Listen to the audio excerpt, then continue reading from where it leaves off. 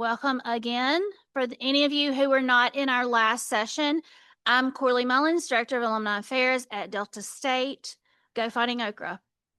I am a member of the CAMP Programming Committee for the Biz Dev sessions. And once again, if anyone is interested in getting more involved and wants to be part of helping plan the programming for next year's camp, let me know and I'll connect you to our committee. Once again, I'd like to thank our sponsors. They make the conference possible.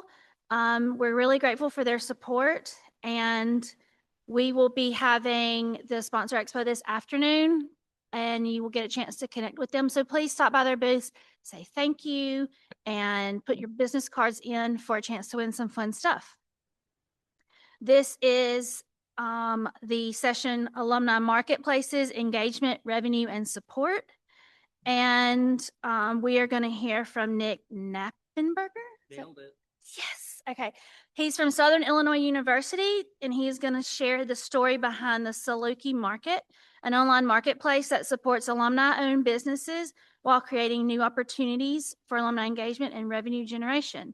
He's going to discuss how the platform came to life, the key lessons they learned, and ideas that you can take back to your own school. Okay. Once again, housekeeping items. Hold your questions until the presentation is over, and then I'll facilitate a Q&A. If we don't get to your question, just remember you can contact Nick another time during this week or after the conference is over. His email and contact information is going to be in the app. It's recorded and will be available on the CAMP website after this week. And if you want his full bio, you can look in the app. So Nick is the marketing coordinator for Southern Illinois University Alumni Association, a two-time SIU graduate. He brings 7 years of digital marketing experience with a focus on content creation, social media, and alumni engagement. So everyone, please help me welcome Nick. Can I pop this out? Yeah. Okay. Oh, it broke.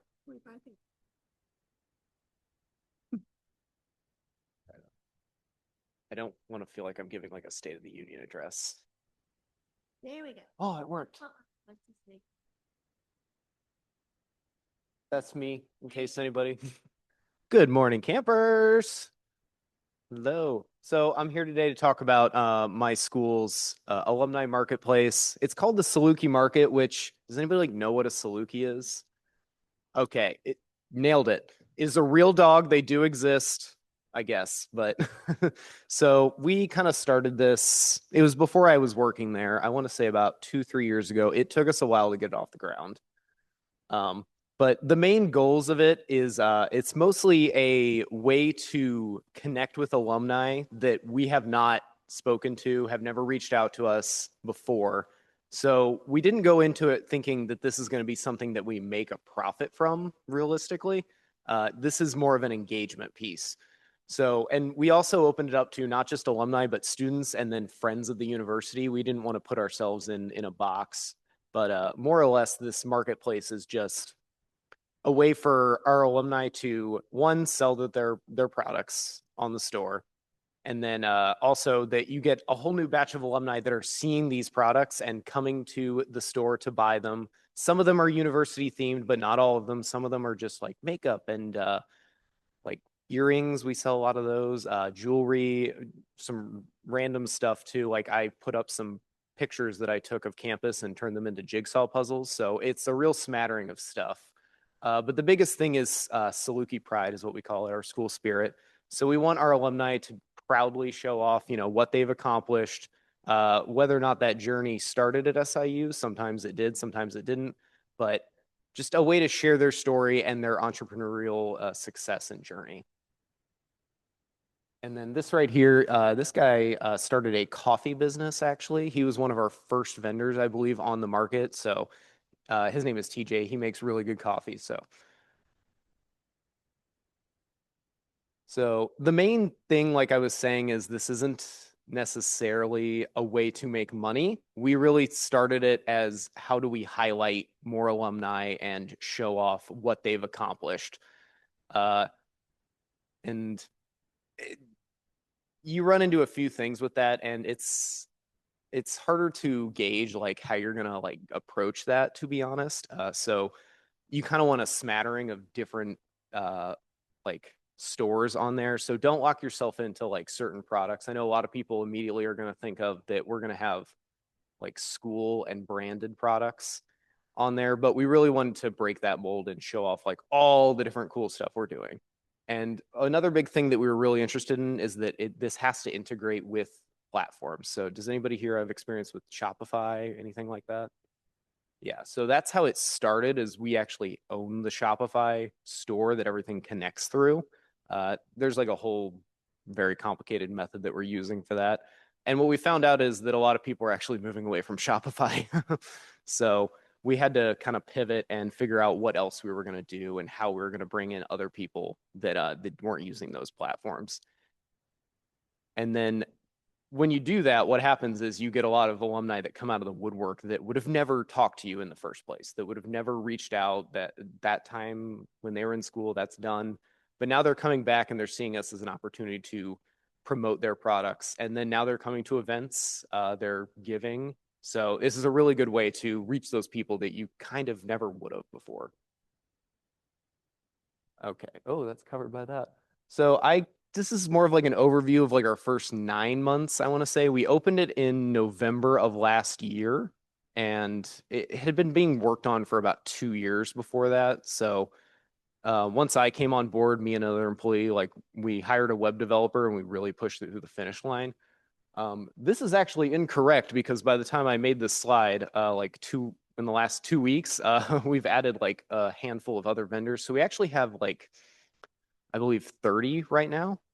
And this runs the gamut from like books, prints. We have a couple people that sell like paintings on there, um, just all kinds of stuff. Our real big revenue piece of it, I know I said revenue is not important, but like that's not what you can tell your boss. So we actually have sponsors. So we have 11 sponsors and partners. It gets a little weird, the delineation between those two things, but they're more or less like business entities that some of them are selling stuff on there, some of them are not. But we have deliverables for them that we also use to kind of sweeten the pot. And then that number is also wrong. We're actually closer to $15,000 in sales, and also I'd say about 22,000 website visitors. So that's just in the first month or first 9 months. And so I'm not gonna like say these are amazing numbers, but when you think about it from the standpoint of these are alumni that were not really engaging with us or very tangentially engaging with us, then it starts to become more of a success story. This picture right here is actually really cool because what we did is we reached out to all of our sponsors and vendors and said, "Do you guys want to come to a basketball game? We got you guys a booth with drinks and pizza." So that was really awesome. And then up there is a orchard that is very, very famous down where we're at. So a lot of alumni remember it. It's kind of like a touch point for a number of them over the years. I think the orchard's been around for like 100 years. So once we got them on the market, that was you could promote that and a lot of people would immediately know what you're talking about. They would immediately remember having their peaches and apples when they were in school. So this is just a couple like pull quotes that I got. The people on the top, so they started a very new like jellies and jams business, and they were, like I said, people that they'd graduated over 10 years ago, hadn't really thought about us since, and they actually hadn't had any sort of like e-commerce before us. So when they talked to us, they actually ended up opening up their own Shopify store and immediately saw an increase in sales because they were able to ship it out all over the country. And they ended up getting a deal with Kroger too. So that all started just by them talking to us and wanting to put their jellies and jams on the market.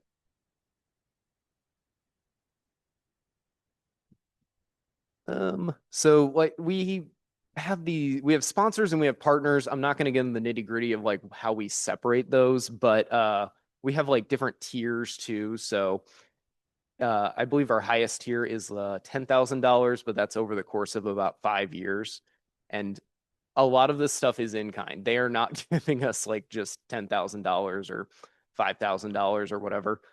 A lot of it is they are offering event space. They are doing promotional materials for us. One of them actually runs like a print store. So what they do is that they can like, if we want a t-shirt for an event, we have like $5,000 of in-kind cash that we can basically use. So it's a really good way to kind of get around um, just asking for money, because especially where we're at, like there's not a lot of businesses that are just flush with cash. It's mostly going to be banks at that point. So we found other unique ways that we can get in there and just kind of make sure that it's a mutual agreeable partnership. And like I said, we do have deliverables too. So I actually helped build that out. Depending on the tier that you get, we have like 3 tiers. Our highest one was that $10,000 I was just talking about.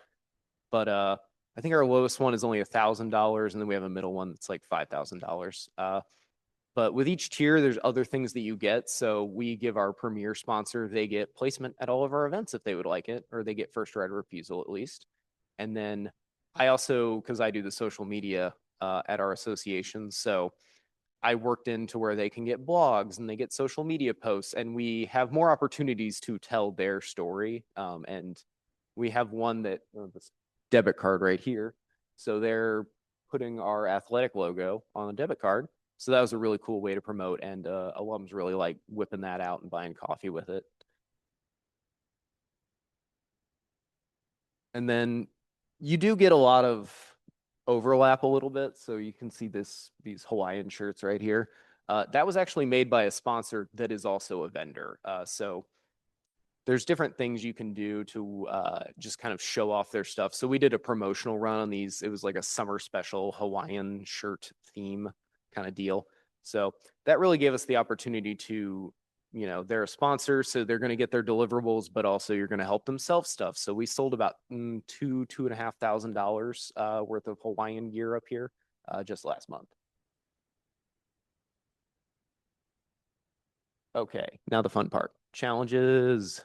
So if anybody's like done like website development or website management, it can kind of be awful sometimes. So like I was saying, everybody's moving away from Shopify, and that's kind of for good reason, because it can be kind of a bear to work with. Getting how ours works is we have a separate app that basically connects someone else's Shopify store to our Shopify store. And pretty much about once a week, something goes wrong. And I have to go in there and fix it. It's really fun. Um, so the platform thing, there's no right answer. Whatever you use, something will probably break and you're going to have to fix it. And that's unfortunate, but it's just how it goes. We've looked at other ones. Like we have the opportunity to integrate like Squarespace stores. We haven't taken that leap yet because they want like an extra $100 a month to do it, which I think is ridiculous. But navigating that, and then figuring out how you're going to communicate with the vendors that are also, because they're going to run into problems and you're the first person they're going to ask on how to fix it. So creating SOPs, Googling, a lot of Googling, just figuring out. At one point I was on the phone with Shopify when they still had real customer service for like, I think it was about 2 hours, just like working through something. So that's always fun. And then convincing vendors, there's a lot of vendors that, they didn't think that they needed us. They didn't fully understand what this platform was. They weren't sure where they fit in on it. So it did take a lot to talk some of them through how this is all going to go down. We still have some that we've been talking to for like 2 years that are just like, nah, I don't really do e-commerce. I'm not sure about this whole internet thing. So yeah, it might be slow at first. You might have to work with them and show them. We've gotten some on board actually just by showing them website visitors and sales and just being like, look what you can do. So it will take some time. Convenience versus functionality is hard. I'm not going to lie to you. I'd love to say Shopify is the best thing ever and you should all use it. It's really hard for me to say that though. So whatever e-com platform you use, just make sure you, and I'd say at least 1 or 2 people on the staff, need to be able to like really deep dive in and ask all the questions and then write out like the most basic answers, because you're going to get a lot of the same questions over and over again.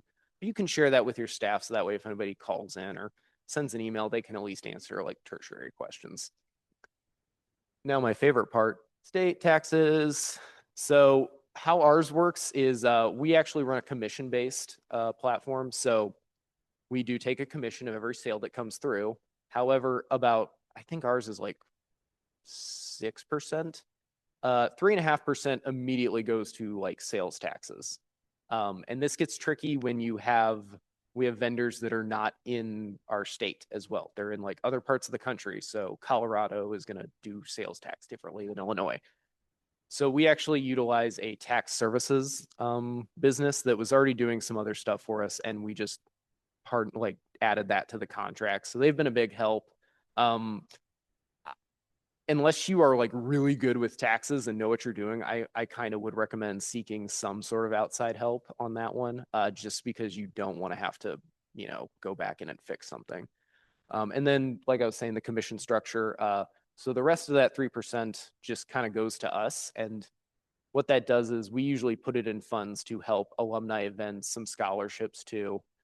And that's another marketing point you can use is, well, you're not buying this product and it's going to make this Saluki money, and that rest of money is going to go back to us. But that money is being used to help put on alumni association events. It's going towards student leadership funds. It's helping kids, continue their education in any way they need. So you can really use that to just kind of talk about like the good things that you're doing. It's not just making us money. It is actually going back to help students at the university. Okay, so the future. Obviously, we're trying to grow and get as many vendors on this thing as we possibly can. I don't know if there's like a ceiling to that. It is getting a little weird now because we're getting a lot of people that just want to put their self-published book on it. So yeah. So you do need to have some sort of standards too, just because you're going to get a lot of people that want their novel to go on there. And what that looks like is going to be different for everyone. And obviously have a nice rejection letter. We've had to reject only a few people, thank God. So, but just having something you can send them to show them what they kind of need to be going for in order to be on the market. Sponsors are a tricky one. We don't really have a lot of like businesses where we're at, so we might be kind of just shuffling in and out sponsors at this point. But we do, I know a lot of alumni associations have business directories, right? So we actually don't, and we were going to make one, and then we thought about it for a second, and we thought, well, everyone's business directory, it kind of looks very similar. What if we made a really nice one and then we charge just a little bit of money for it, just a little bit? So that's kind of the next stage. It's almost done. I wish I could show it to you guys today, but it's not quite over the finish line, but it should be out before the school's semester starts.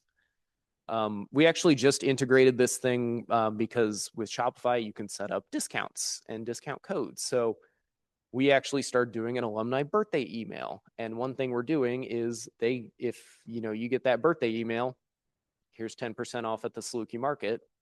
Obviously not everyone's going to use that. So really, I think like we just did it last month and only like 2 people have used it, but it's fine. And you do have to have some way to basically pay back the vendors because, they didn't agree to that 10% off. But it is a good way to get people on the website looking at stuff. And then real quick, so as much credit as I'd love to take for this, our Saluki Market would not be possible without these 2 developers that we utilize. Both of them are alumni, so that was really cool to be able to have them come back.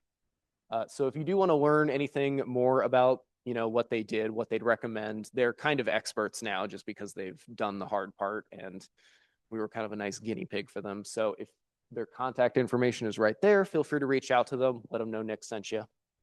And other than that, I guess we'll open up for questions.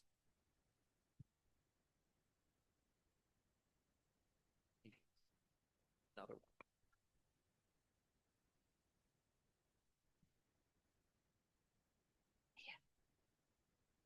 Hi.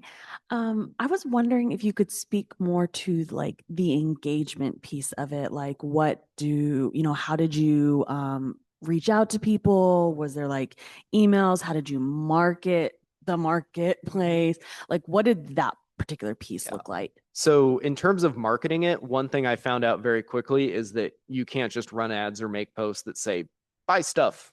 What if you bought stuff? So what I actually ended up doing is I had each of our vendors, I said, here, give me a couple sentences about your story. I want to know your story. And then I would take those, and sometimes they'd write me a blog and I'd put that on the website too. But what I do is I take their story and use it almost like a highlight feature for social media, because that's what really gets our alumni base going usually.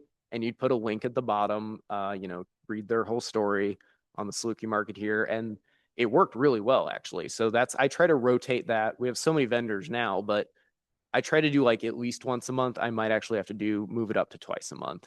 And then you're rotating that in with like sponsor posts too as well. So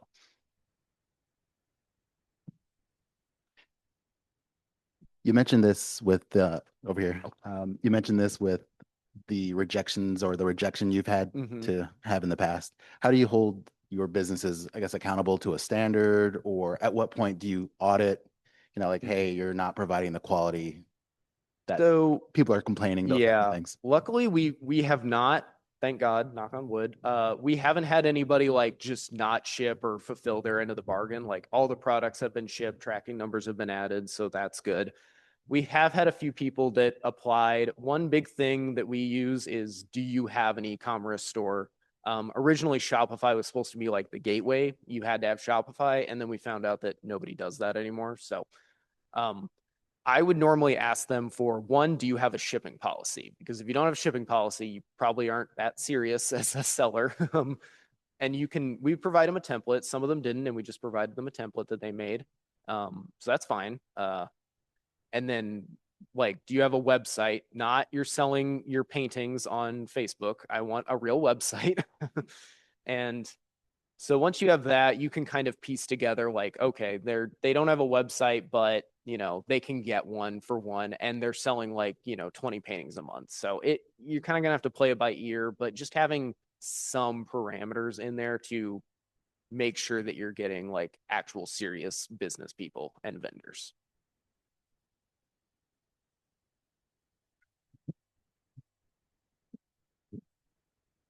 So you mentioned that you're like launching a business directory pretty soon.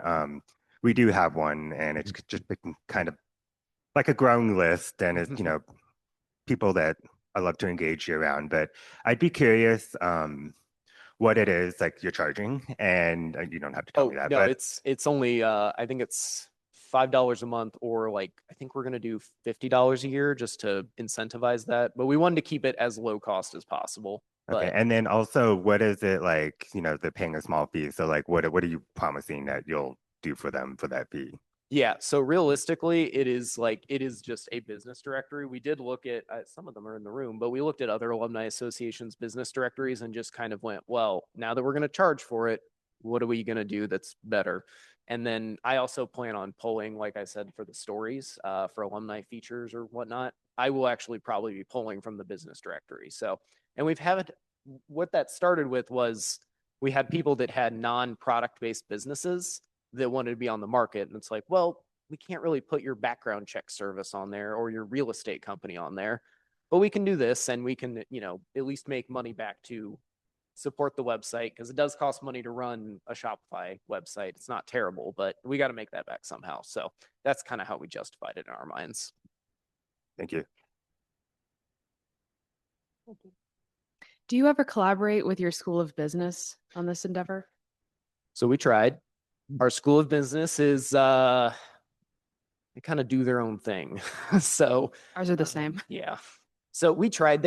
We have a contact in the School of Business. At one point, she was actually going to let us like go and not teach, but like be in a marketing class and just kind of talk to them about, here's what we're doing. What you guys want to do? What do you think about it? That never ended up happening just because logistics. But yeah, we do try to collaborate with different areas across the school. Our flying team, actually, we have like a plane team, I guess is what they're called. But they just won a national competition. So I reached out to that aviation school and I said, do you guys want to do a limited run t-shirt real quick with your logo on it? So you can do different partnerships like that, and stuff like that can and will sell really well, especially if you time it.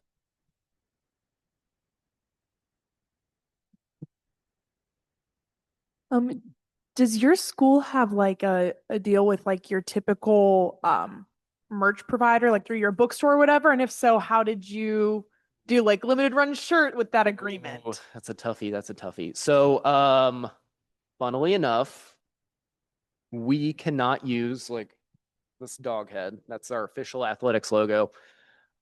Anything that gets put on has to be approved by like 4 people, and they don't like stamping at all. So there are only certain vendors on our market that can even, not including us, we can't even do it, that can even sell something with the actual athletics logo on it. However, if I wanted to make a shirt that just said Saluki on it, they can't do anything about that. So, it's tricky. A lot of people wonder, they think we're the bookstore. They don't understand why they can buy something at the bookstore, but not on the market, and vice versa.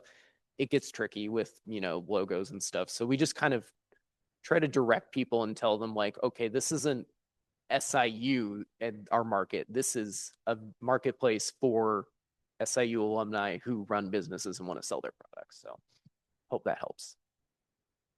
Okay, I have a question real Okay. quick. When it comes to, say I went on the marketplace and I bought like 3 different things from 3 different vendors, they're all shipping separately, obviously, but is it all able to go into, like, does Shopify do it where it's like one transaction?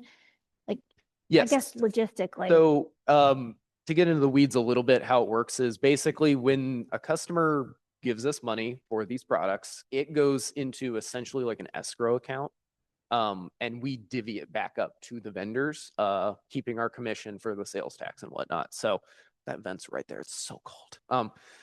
But yeah, there's shipping gets a little weird because like it can really compound, especially if you're buying like 3 different things from 3 different vendors and one of them's on this side of the country and one of them's right there.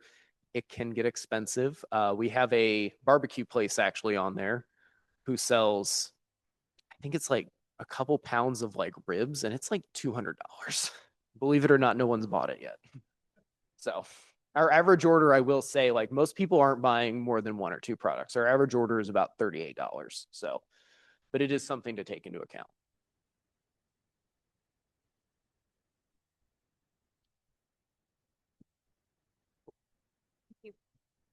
Do you have a 100 program?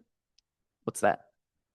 Sorry. So we at ASU have like a Sun Devil 100, and it's a program that celebrates business leaders, successful alumni that have gone on to create successful businesses that generate economic impact. Oh. And then we like come back and we honor them on an annual basis. Oh, okay. Yeah, it might be like a larger school thing. I think Yeah, the CAMM has one too. But So we don't have a ton of like, I guess, alums that are running like Fortune 500. Actually, funnily enough, the guy that started Dippin' Dots is an alum. Don't worry, he lost Dippin' Dots in the divorce, so he doesn't. He started a different company now. So, but yeah, that is something that's interesting though. We do have a distinguished alumni ceremony, and a lot of the people that end up winning those awards are like business leaders usually. So that is a good idea. We were just thinking about adding like a career achievement award. So that might be something we could do. my follow-up question that was going to be if this was kind of a funnel into that. Or It certainly could be. It's definitely a funnel to like what else we can do and what other alumni we can meet. Because we've got a lot that just kind of came out of the woodwork. I had some guy that he runs like property rentals, I think, or something like that in Florida. And he's like, I want to be on the market. And I was like, I can't sell like lake houses on this thing. But why don't you talk to me and we can do a feature on your story? We can direct people to your business. And so, yeah, I do use it for that, like collecting alumni and whatnot. Can I ask another one? Right. Okay. 2 questions that hopefully are both a little bit quicker. First is on the story sharing. I know you said they submit a few sentences. Where do you host all of those? Could you just talk more to how you share the stories in general? So I was kind of like fast tracking it, but basically what I do is when I'm helping onboard a vendor, it depends on who does it. It's me or my other coworker, and then we also have a student worker that we're like training. So what I do is I get them actually all set up. They're able to sell stuff, and I make sure that all works. And then I go, hey, I need like a little bio. That one is actually just a few sentences. And then I asked for a blog essentially. And a lot of them are wondering like, who reads the blogs? And I'm like, nobody reads the blogs. It's for SEO, man. So what ends up happening is I harvest those and then I'll truncate it and I'll make a fun little graphic or a video. We're going to do one with our coffee guy actually on like how to make a good cup of coffee. We have another lady who does like barbecue seasoning. So we're going to do like a video where she kind of Rachel Rays it up real quick. So you can do a bunch of different cool things with that. But I always ask for that just so I can get like a snippet of like, what is your connection to SIU? Because that's what our alumni are going to resonate with. And then they're more likely to click that link and go buy some stuff. And do you post that blog on, like, is there somewhere on your? Oh, yeah. There's a post it? blog page. Yes. Okay. Yeah. I forgot my other. More questions? More questions? More questions? Sorry. You mentioned that Shopify was dying, I guess. If you were to do it again, is there a different vendor, like knowing what you know now, that you would go towards? So, this gentleman right here, his name is Jeremy. He's a wizard with the computers, and I love him to bits. He is actually like, for our business director, he is developing it from the ground up. We actually didn't meet him until like about a month before we got it over the finish line. We had one thing that we couldn't solve and he solved it for us. And then he started like adding on to us. So he actually like develops, he got started by developing apps for like medical industry stuff. I don't really know what it's all about, but anyway, I would actually probably have him build it from the ground up realistically, because you have more control. And then I was supposed to talk about this and I forgot, but because we have that website, it's not, I don't know if you guys own your own websites or if they're through your school or whatnot, but ours is through the school. The way it looks is pretty set in stone, can't change it. Well, on Shopify, we can put whatever we want on there realistically. So we're actually thinking about moving our event registration over there, moving our like magazine, our alumni magazine is all digital. So that would be perfect on there. So we're just trying to think of different things that we can use this now that we just have this website.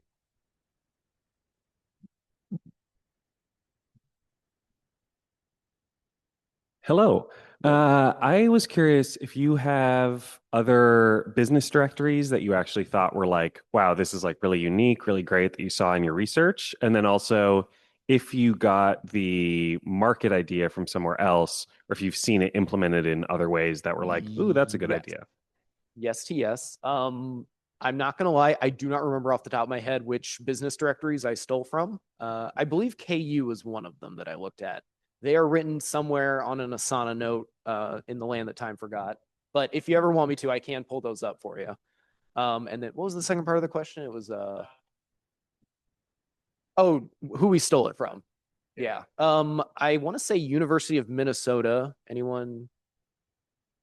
They had one that was really good but I think, and I believe this is them, they actually had an alum that like helped them set up a distribution center. So yeah, they were taking care of the whole thing, cleaning up. So, and then there was another one that I don't remember the name of the school, but we didn't love it. So we had two ends of the spectrum that we were pulling from, like what to do and maybe what we should avoid. Is it good? She said Texas for the recording. Oh, they have a good business directory? Oh, okay. I don't know if I saw that one. I cannot remember which ones I looked at. Yeah, I I'll have think to check that Texas out. Texas has an alumni marketplace. They do have like an in-person Christmas market. Oh, do But- they? Yeah. Oh, awesome. Yes, we are trying to also do more in person. It gets weird with like Learfield because they all have to be part. Yep. But I wanted to do like a vendor fair outside of basketball game, and they said, But so we're trying to think of other places we could put it to where it would still make sense, but not step on any toes. I'll have to check that out. While I'm on my way to her, does anyone here use Salesforce? Anyone on Salesforce? Do y'all think Salesforce would have whatever you call it that would make something like this work? What do you call that? Like a CRM? Because we have like an online store. I'm just curious if it's something that we could grow through Salesforce. We just got it last week. Launched it last week. Anyway. Hi, Stacy McDonough. I'm with the University of Florida. I kind of have like a chicken egg question. Mhm. So we're a little bit behind the ball on things sometimes. We are a staff of 12, so we're stretched a little thin. We this year are launching a business directory, but we have not even considered like an alumni marketplace. But I sense we're going to get a lot of questions about starting an alumni marketplace once we launch the business directory. We have a 100 program. So our 100 program, our honorees have been saying, where's the business directory? So that's going to come first. But for those of you that have an alumni marketplace or a business directory, I'm curious as to what came first and perhaps why you did it that way. I don't know if there's a lot of people in the room that have both. We currently don't have both. We just have the marketplace. Have a business directory. Oh. We don't have both. We have a business directory, and it really kind of started out as a web page and an email invitation inviting alumni to basically engage them and invite them to put their business on this page free of charge. And since we've started reaching out to them about participating in specific events, like, and again, we're still not charging them. We're just saying, come set up a table. You know, this is a chance for recognition, and hoping that it would build that relationship where we would eventually, you know, turn them into an event sponsor or whatever the case may be, with obviously engagement and exposure being the first priority. But we were actually just discussing with an alumni marketplace, we were kind of just did a quick audit of our businesses. We have a lot of CPAs and hotel chains and, you know, the one book authors and different things like that. So yeah, I don't think marketplace would necessarily work for us, but our business directory has worked well, and it grows a little bit on a regular basis. It's good.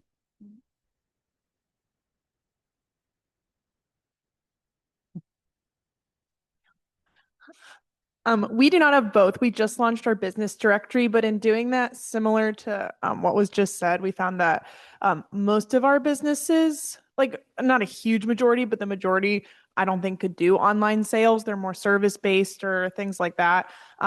So the business directory as like doing that first helped us get in touch with everyone, and then we had a better grasp of like what businesses we were working with. So I think it was helpful to do that first and then look into moving to this. But that's the only way I've done it. So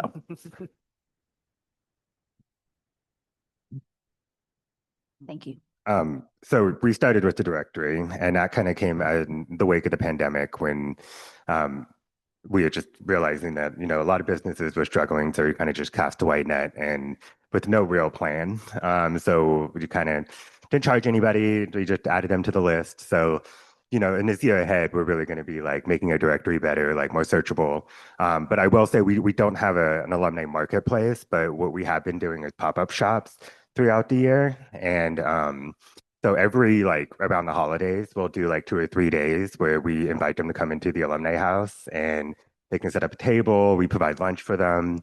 And you know, on Saturdays, right outside of our alumni office is the Portland Farmers Market. So there's just naturally like thousands of people downtown. So, but yeah, we don't do the alumni marketplace, but I think it would be cool to do someday.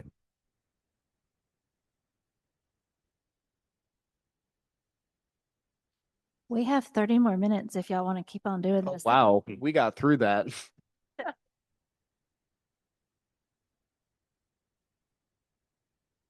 Hey, I'm Lakin from Mississippi State University. I have a question. So I was just kind of brainstorming here for the businesses that offer services rather than products.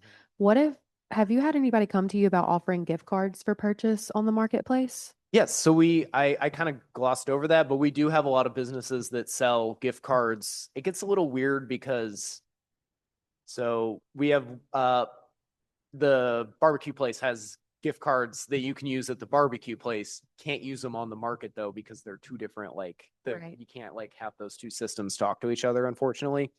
We also sell gift cards that are just for the marketplace, if that makes sense, so you can use them. And we'll actually at events we'll do like donate and you get a raffle drawing or something, and we'll actually put the $10 gift card, we'll print it out or something and give it to them, and they use it about half the time. So like, you kind of don't lose any money there, but then it's inviting people to go check out that market.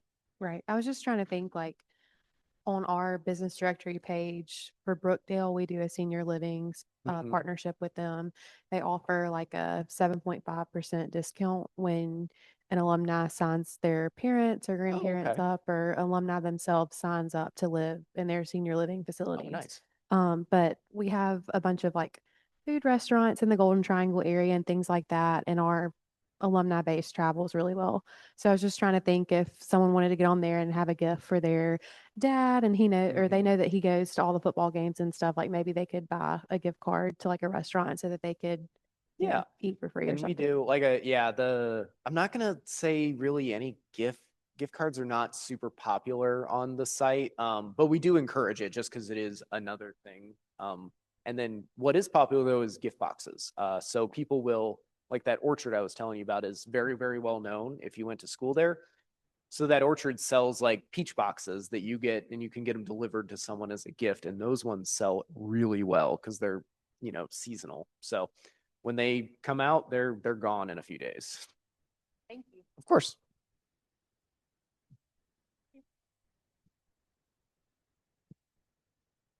Okay.